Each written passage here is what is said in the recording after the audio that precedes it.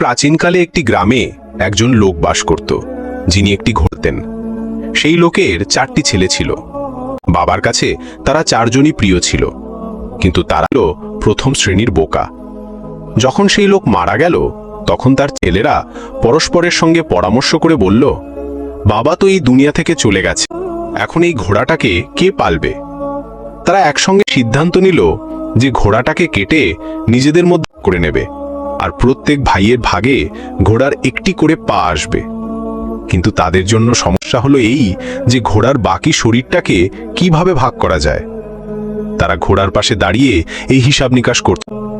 এমন সময় একজন লোক সেখান দিয়ে যাচ্ছিল। সেই 4 ভাইয়ের কাছে জিজ্ঞাসা করল, ভাইয়েরা, তোমরা কোন বিষয়ে নিজেদের মধ্যে ঝগড়া করছো? আমাকে বলো, হয়তো আমি তোমাদের সমস্যার কোনো সমাধান বের করতে পারি।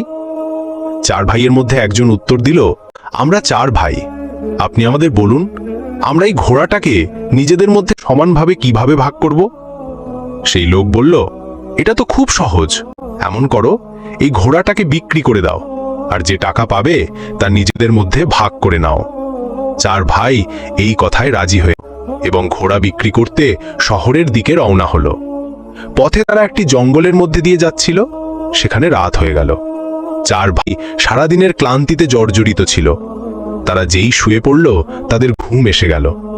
তারা যখন গভীর ঘুমে মগ্ন ছিল, তখন রাতের কোনো এক সময়ে একজন চোর সেখান দিয়ে গেল। সে দেখল 4 জন লোক নিশ্চিন্তে ঘুমাচ্ছে আর জোরে নাক ডাকছে। চোরটি ধীরে ধীরে ঘোড়ার দিকে এগিয়ে গেল, ঘোড়ার দড়ি খুলে দিল এবং আস্তে আস্তে ঘোড়াটাকে নিয়ে সেখান থেকে পালালো। কিছুক্ষণ পর এক ভাইয়ের ঘুম ভাঙল। সে দেখল ঘোড়াটা সেখান থেকে গায়েব। তৎক্ষণাৎ সে অন্য ভাইদের জাগিয়ে বলল, আমাদের ঘোড়াটা চুরি হয়ে গেছে। এক ভাই হাই তুলতে বলল, ঘুমাও ঘুমাও, রমজান খান নিয়ে গেছে, হয়তো সকালে দেখা যাবে।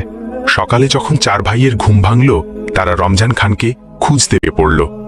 পথে তারা একটি উটের পায়ের ছাপ দেখল। তখন তাদের মধ্যে একজন বলল, দেখ, এটা উটের পায়ের ছাপ। দ্বিতীয়জন বলল, ভাই, এটা একটা পুরুষ উটের পায়ের ছাপ। তৃতীয়জন বলল, এই উটটা তো এক চোখে কানাও মনে হয়। এবার চতুর্থজন বলল, দড়ি ছিঁড়ে পালিয়েছে হয়তো। তারপর তারা 4 জন এগিয়ে গেল। এখনো খানিকটা দূর যাওয়ার পর তারা দেখল একজন লোক উদ্বিগ্ন অবস্থায় আসছে। সে তাদের জিজ্ঞাসা করল, তোমরা এখানে কোনো উট দেখেছো কি? তাদের মধ্যে জন বলল, পুরুষ উট। দ্বিতীয়জন বলল, এক চোখে কানাও ছিল। তৃতীয়জন বলল, দড়ি ছিঁড়ে পালিয়েছিল। সেই লোক বলল, তোমরা একদম ঠিক বলছো, বলো উটটাকে কোথায় দেখেছো? তারা একসঙ্গে বলে উঠল, আমরা তো উট দেখিনি, তুমি সামনে গিয়ে খুঁজে দেখো।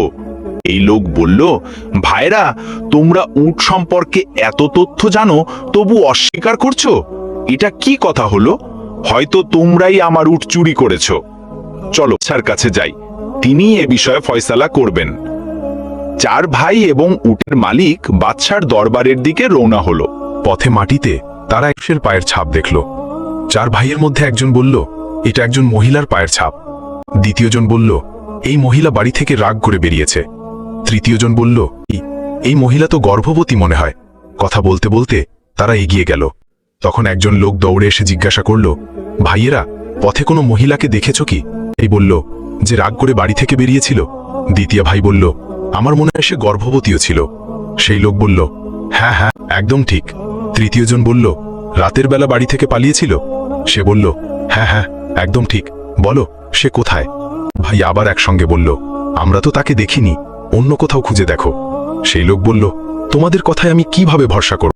তোমরা সবকিছু জানো, আর এখন বলছো যে এ সম্পর্কে কিছুই জানো না। আমার স্ত্রী নিশ্চয়ই তোমাদের কাছে আছে।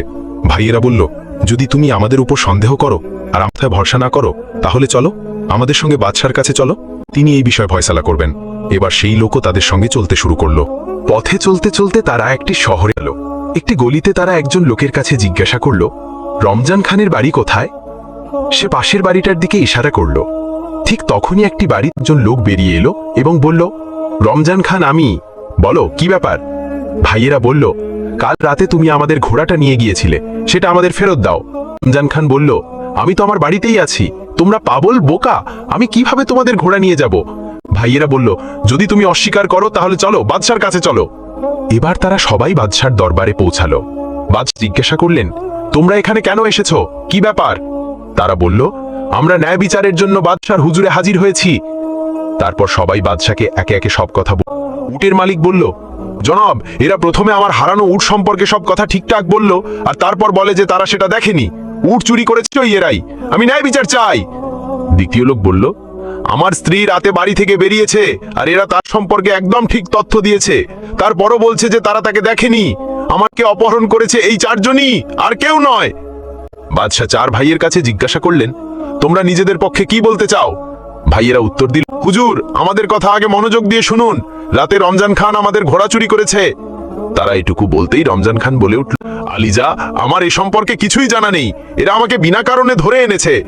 বাদশাহ চার ভাইয়ের কাছে জিজ্ঞাসা করলেন, বলো, যখন রমজান খান ঘোড়া চুরি করে নিয়ে যাচ্ছিল তখন তোমাদের মধ্যে কেউ কি তাকে দেখেছো?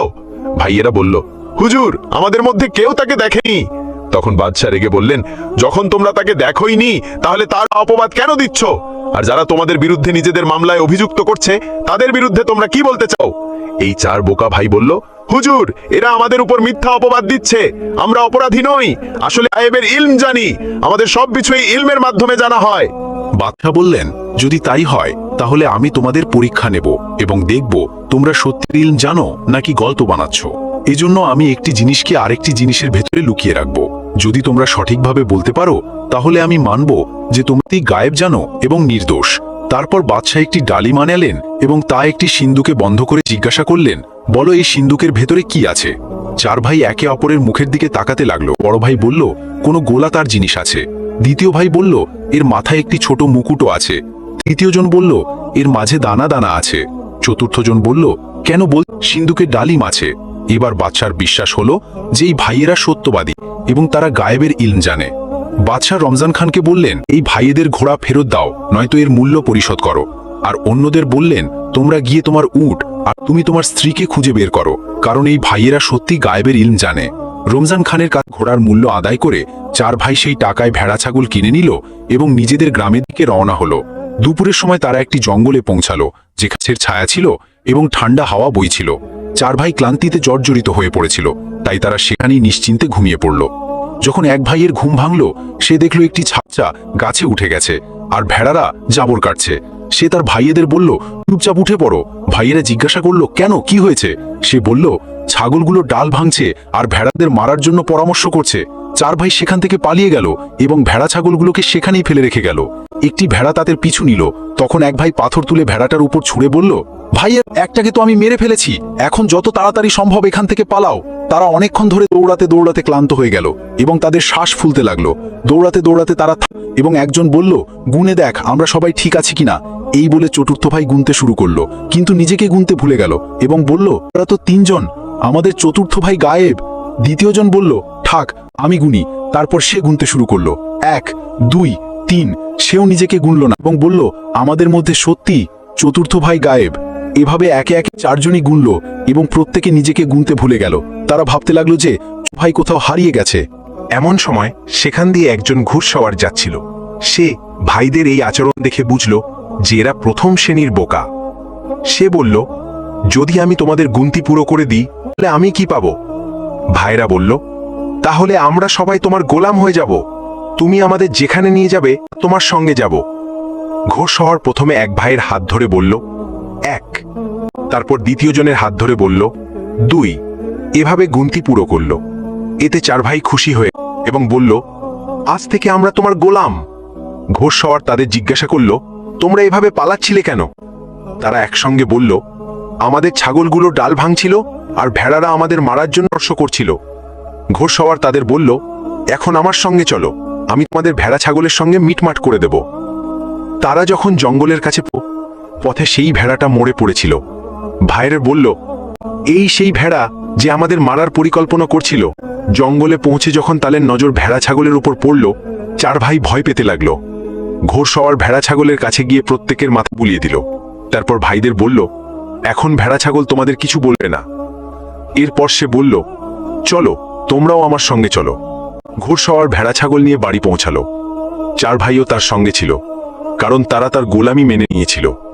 সে চার ভাইকে তার সামনে দাঁড় করিয়ে তাদের দায়িত্ব বন্টন করতে শুরু করলো। একজন, তুমি ভেড়া চড়াতে নিয়ে যাও। দ্বিতীয়জনকে বলল, তুমি গরুর জন্য ঘাস কেটে এনে খাওয়াও। তৃতীয়জনকে বলল, আমার মা অসুস্থ, তুমি তার দেখ করবে এবং মনে রাখবে তার গায়ে একটা মাছিও বসতে পারবে না। শেষ ভাইকে বলল, তুমি গমের ফসল কেটে এক জায়গায় সুন্দর করে রাখো। বিভিন্ন কাজ এই 4 ভাইয়ের ওপর অর্পণ করে ঘোড়সওয়ার কাজে ব্যস্ত হয়ে গেল। যে ভাইয়ের উপর মাছি তাড়ানোর দায়িত্ব ছিল সে একটা লাঠি নিয়ে বসে গেল।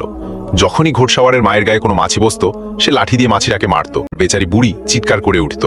3-4টে জোরে লাঠির আঘাতের পর বুড়ি প্রাণ হারালো এবং আল্লাহর কাছে চলে গেল। যখন সে পুরোপুরি নিশ্চুপ ও স্থির হয়ে গেল তখন ভাইটি ভাবলো যে বুড়ি হয়তো আরাম করছে। সে বুড়ির গায়ে একটা চাদর ঢেকে দিয়ে একপাশে বসে গেল। যে ভাইয়ের উপর গরুকে খড় খাওয়ানোর দায়িত্ব ছিল সে মনে মনে ভাবলো যে এই কাজ খুব কঠিন, এটা করতে পারবে না। তাই সে তৎক্ষণাৎ 2টো গরু জবাই করে তাদের মুখ খড় ও ভুসিতে গুজে দিল, যাতে তারা নিজেরাই খেতে থাকে। গমের ফসলে দায়িত্বে থাকা ভাই এটা খুব বড় এবং কঠিন কাজ, তাই সে গমের ফসল জ্বালিয়ে দিল। যে ভাই ভেড়া নিয়ে গিয়েছিল সে ভেড়া চড়াচ্ছিল। হঠাৎ সেখানে নেকড়ে এসে ভেড়াগুলোকে একে একে খেতে শুরু করলো। সে ভাবলো এই গ্রামের কুকুরগুলো কত ক্ষুধার্ত, আর মনে হয় তাদের মালিক তাদের খাবার জন্য কিছু দেয় না। সে ভেড়াগুলোকে সেখানেই ছেড়ে দিয়ে নিজে বাড়ি ফিরে এলো। দুপুরে যখন ঘোড়সওয়ার বাড়ি ফিরল সে এক ভাইকে জিজ্ঞাসা করলো, তুমি কি আমার মায়ের খেদমত করেছো? সে ভাই বলল, জনাব আপনি কি জিজ্ঞাসা করছেন? যখন থেকে আপনি গেছেন তিনি আরাম করছেন। ঘোড়সওয়ার যখন চাদর তুলে দেখলো তখন তার মায়ের মুখ রক্তে ভেজা এবং তিনি মারা গেলেন। ঘোড়সওয়ার কাঁদতে কাঁদতে ভাবলো অন্য ভাইদেরও খবর নেওয়া যাক, কে জানে তারা কি কি করেছে। সে গরুর দায়িত্বে থাকা ভাইকে জিজ্ঞাসা করলো, তুমি কি করেছো? সে বলল, এখনো গরুদের মুখ ভুসিতে গুজে রেখেছি যাতে তাদের পেট ভালোভাবে ভরে, তারা নিজেরাই খাচ্ছে। ঘোড়সওয়ার যখন দেখলো এদের মাথা কাটা এবং ভুসিতে গোজা, এরপর সে ফসলের দায়িত্বে থাকা ভাইকে জিজ্ঞাসা করলো, তুমি কি ফসল কেটেছো? সে খুশি হয়ে বলল, আমার মনে হলো আপনার মা তিনি কিভাবে রুটি রান্না করবেন, তাই আমি গমটা ভেজে দিয়েছি। ঘোড়সওয়ার যখন দেখলো তার পুরো গমের ফসল পুড়ে গেছে, এবার ঘোড়সওয়ার শেষ ভাইকে জিজ্ঞাসা করলো, ভেড়া ছাগল কোথায়? সে বলল, এই কুকুরগুলো খুব ক্ষুধার্ত, আজ পর্যন্ত আমি এমন ক্ষুধার্ত কুকুর দেখিনি। তারা এসে ছাগল খেতে শুরু করলো, আমি তাদের খেতে দিয়েছি এবং তাদের বাধা দেওয়ার চেষ্টা করিনি। ঘোড়সওয়ার সবার কথা শুনে মাথায় হাত দিল এবং 4 জনকে ডেকে বলল, তোমরা আমাকে এমন ক্ষতি করেছ যে আমার আগামী প্রজন্ম এটা মনে রাখবে। তোমরা আমার মাকে মেরে ফেলেছ এবং আমার ব্যবসা ধ্বংস করে দিয়েছ। যাই হোক, তোমরা ভোলা এবং বোকা, তাই আমি তোমাদের মাফ করে দিচ্ছি। এখন তোমরা এমন করো, একটা বেলচা নিয়ে কবরস্থানে যাও এবং সেখানে এমন একটা কবর করো যা কানের সমান গভীর হবে। 4 ভাই কবর খোঁড়ার জন্য কবরস্থানে রওনা হলো এবং সেখানে পৌঁছে একজন বেলচা দিয়ে মাটি খুঁড়ল। দ্বিতীয় ভাই তার কান সেখানে রেখে বলল, এই কবর তো কানের চেয়ে বড় হয়ে গেছে। বাকি ভাইয়েরা তাদের কান কবরের চিহ্নে রেখে বলল, এই কবর তো কানের চেয়ে বড় হয়ে গেছে। তারা ভাবল ঘোড়সওয়ার ইতিমধ্যে কাদের উপর রাগান্বিত, আর যদি কবরটা বড় হয়ে যায় তাহলে আরো বেশি রাগ করবে। তারা কবরটা সেখানেই ফেলে রেখে বাড়ি ফিরে গেল, ভেবে যে কবর তৈরি হয়ে গেছে। ঘোড়সওয়ার অবাক হলো যে এরা এত তাড়াতাড়ি ফিরে এলো কিভাবে। সে জিজ্ঞাসা করল, তোমরা কি কবর খুঁড়েছ নাকি এই ফিরে এসেছো? এক ভাই বলল, জনাব এটা তো কোনো কঠিন কাজ ছিল না, আমরা কবর খুঁড়ে ফিরেও এসেছি। ঘোড়সওয়ার বলল, এই কাজে তো অনেক সময় লাগে, জানি এত তাড়াতাড়ি কবর কিভাবে খুঁড়ে ফেললে। চলো আমার সঙ্গে চলো, আমাকে দেখাও। কবরস্থানে পৌঁছে তারা কবর খুঁজতে লাগলো, কিন্তু কবরটা কোথাও পাওয়া গেল না। কবর খুঁজতে খুঁজতে অনেক সময় লেগে অবশেষে এক ভাই বলল, জনাব এই দেখুন, এটা কানের সমান কবর। ঘোড়সওয়ার বলল, আরে বোকারা, আমি কানের দিকে ইশারা করে কথা বলেছিলাম, এটা তো মাত্র 1 মুঠো মাটির কবর। তারপর সে বলল, তোমরা 4 ভাই যাও এবং আমার মায়ের লাশ নিয়ে এসো, আমি নিজেই তার জন্য খুঁড়ব। 4 ভাই গিয়ে মৃত বুড়িকে খাটে রেখে দৌড়ে কবরস্থানের দিকে এলো, কিন্তু পথে বুড়িটা খাট থেকে কোথায় যেন পড়ে গেল। কবরস্থানে যখন তারা খাট রাখলো তখন একে অপরের মুখের দিকে তাকাতে লাগলো। ঘোড়সওয়ার জিজ্ঞাসা করলো, আমার মা কোথায়? তারা বলল, জনাব আমরা লাশ নিয়ে কিন্তু সে পথে কোথাও পালিয়ে গেছে। এখন আমরা এখানে পৌঁছেছি, আমরা যা দেখেছি তা হলো খাটটা খালি। ঘোড়সওয়ার বলল, একটা মৃত মানুষ কিভাবে পালাতে পারে? তারপর রাগে বলল, আমার মাকে যেভাবেই হোক খুঁজে নিয়ে এসো, নয়তো তার জায়গায় তোমাদের 4 জনকে এখানে কবর দেব। 4 ভাই বুড়ি খুঁজতে যাচ্ছিল। পথে তাদের এক বুড়ি নজরে পড়ল যে কাঠ জড়ো করছিল। তারা সেই বুড়িকে বলল, তুমি এখানে কাঠ জড়ো করছো আর ওদিকে তোমার ছেলে জ্যান্ত কবর দেওয়ার হুমকি দিচ্ছে, চলো আমাদের সঙ্গে চলো। 4 ভাই জোর করে সেই বুড়িকে ধরে খাটে শুইয়ে দিল এবং কবরস্থানের দিকে রওনা হলো। বেচারি বুড়ি চিৎকার করতে লাগলো, ভাইয়েরা কিছুই শুনল না। কবরস্থানে পৌঁছে তারা ঘোষসমারকে বলল, এই নাও তোমার মা, এখন এটাকে সামলাও, আমরা তো বিনা কারণে বদনাম হচ্ছি, এই একই ছিল না, আমরা জোর করে ধরে এনেছি। ঘোষসমার বুড়িকে দেখে তার কাছে ক্ষমা চাইল এবং বলল, এরা আমার বুড়ি মায়ের লাশ কোথায় যেন হারিয়ে ফেলেছে আর তার জায়গায় তোমাকে এনেছে, আমি এর জন্য ক্ষমা চাই। এরপর ঘোষসমার নিজে গিয়ে তার মায়ের লাশ খুঁজে এনে তা করল।